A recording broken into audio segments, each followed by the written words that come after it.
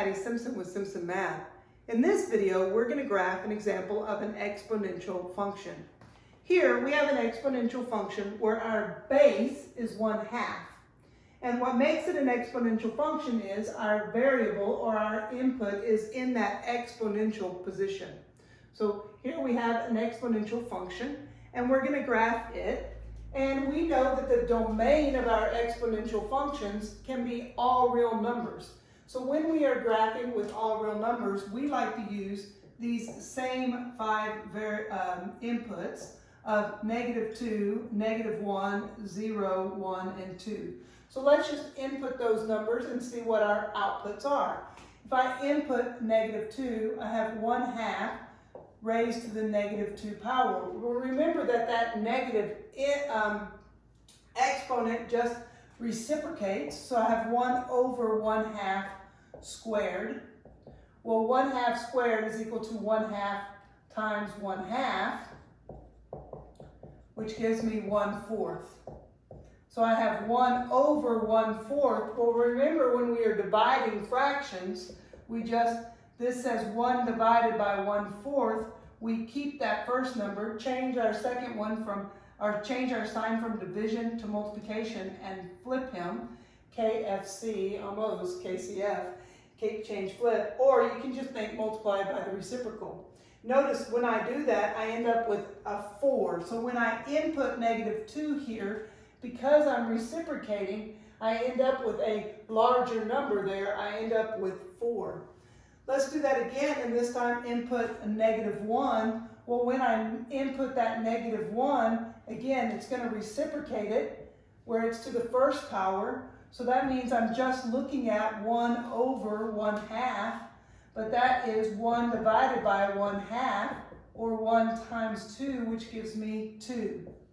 Notice that as I go out further and further, and my numbers get smaller and smaller, my inputs are smaller and smaller, this number is going to get larger and larger. So as I put in -3, then I'll get out 8. If I put in -4, I'm going to get out 16. I'm going to get out larger and larger numbers because of this reciprocation and division. So in this case, as I'm going towards negative infinity, my graph is actually growing. Then when I input 0, well, any non-zero number raised to the 0 power is just equal to 1. We also know that in our exponential functions, in those parent exponential functions, our y-intercept is at 0, 1. So it makes sense that we have a point there at 0, 1. When I input 1, I just get out 1/2. And when I input 2, well, again, it's 1/2 squared, which is 1/2 times 1/2. Multiply straight across to get that 1/4. So the points that I'm going to graph on my function are -2, 4, -1, 2, 0, 1, 1, 1/2, and 2, 1/4. Let me graph those points for us. So at -2, -2 up to 4, 1, 2, 3, 4. At -1, 2.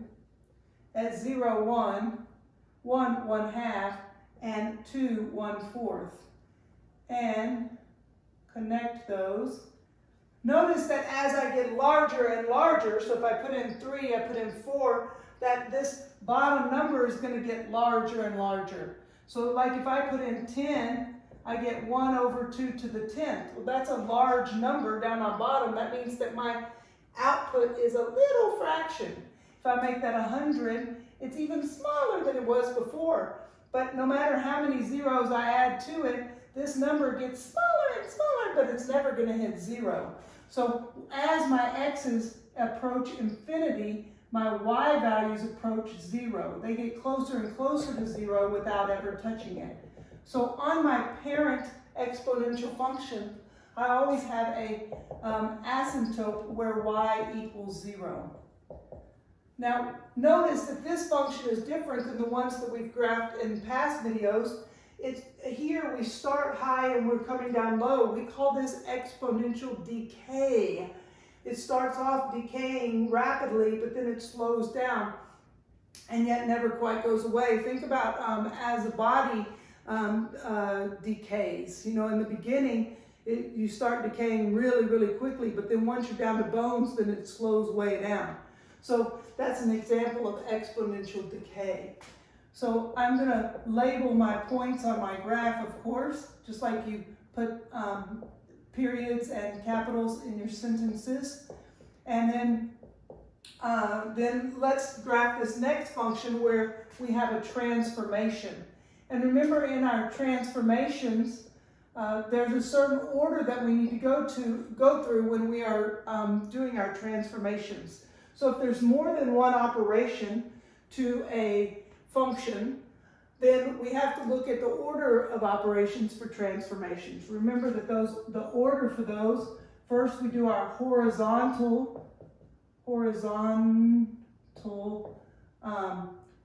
translations come first, and then we do our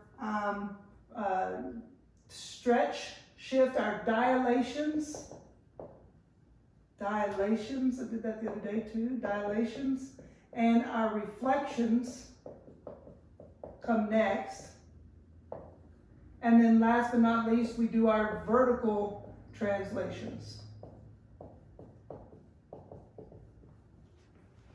So that's the order that we need to go in. So we're going to look at our function, and the first thing we're going to look for is a horizontal translation. Remember those horizontal translations? Horizontal affect our x values, so we look inside that function at anything affecting my x. And here I have one that I'm adding one here, but remember your x's are liars. It is affecting our x, so instead of moving to the right one, it's going to shift it to the left one. Or I'm going to think to myself, I'm going to subtract 1 from all my x values.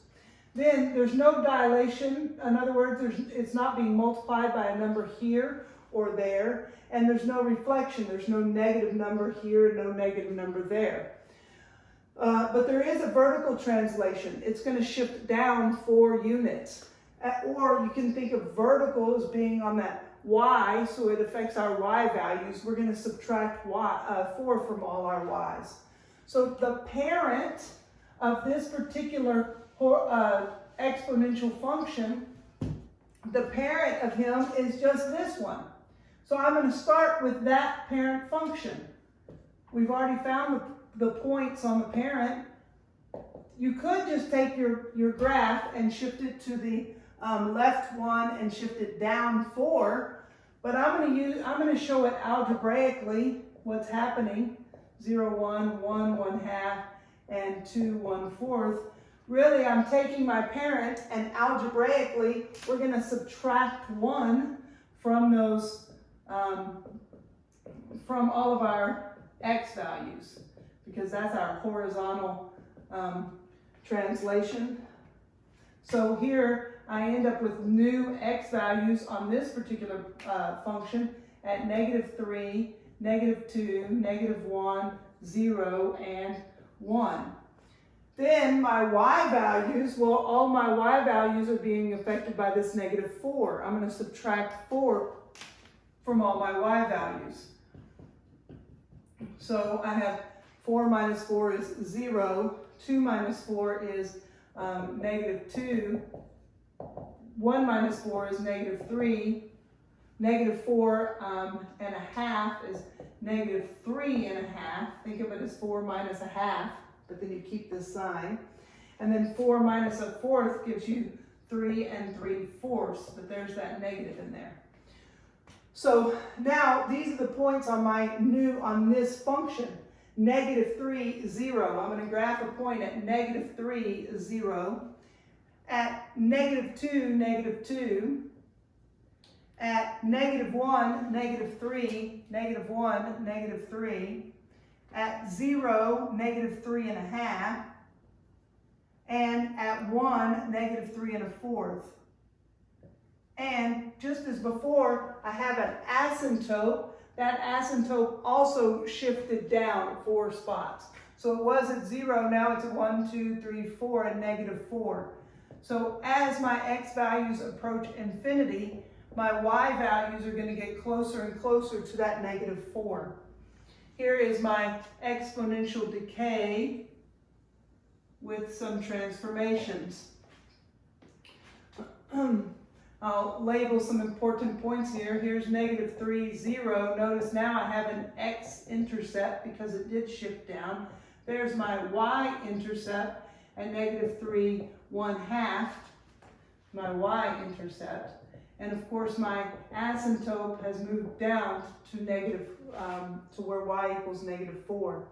Looking at the range, notice that the range of all the parents that we've seen so far have started above. There's not been anything down here in this negative outputs. We've only had positive outputs in our parents. So for all of the parent functions for our exponentials, the range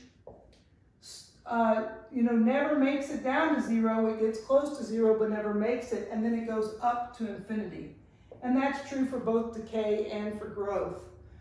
Or you could write that in set builder notation. You could say x is greater than 0. It's always greater than 0.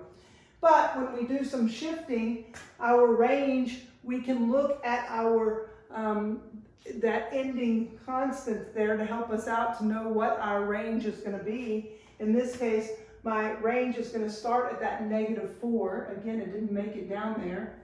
So I use a parentheses, and it goes to infinity. Or in set builder notation, x such that x is greater than negative 4. So there's the range of that particular function. So remember with our exponential functions, especially when we get ready to graph transformations, what we want to do is first start with the parent. Decide what your parent is and then use those transformations to help you out. We can check ourselves once we've done it just to make sure. Let's plug in a negative 3 or substitute in a negative 3 for x and just see if we really do get out 0. So here I'm going to substitute in negative 3 so that I have 1/2 raised to the negative 3 plus 1 minus 4. Now if we've done our transformation correct, we should get an output of 0. Let's see if that's true. Well, negative 3 plus 1 is equal to a negative 2. We saw earlier that negative 1, that 1/2 raised to the negative 2 was equal to 4.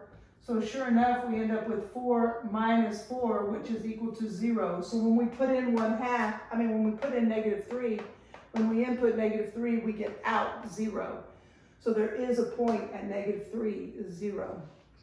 So transformations start with your parent, and then look for those horizontal transformations, the translations first. Look for dilations and reflections, and then last but not least, for vertical translations, just as we did in the past. So hopefully now we can graph all our exponential functions. Math Made Simple, let's do some math. Thanks for watching.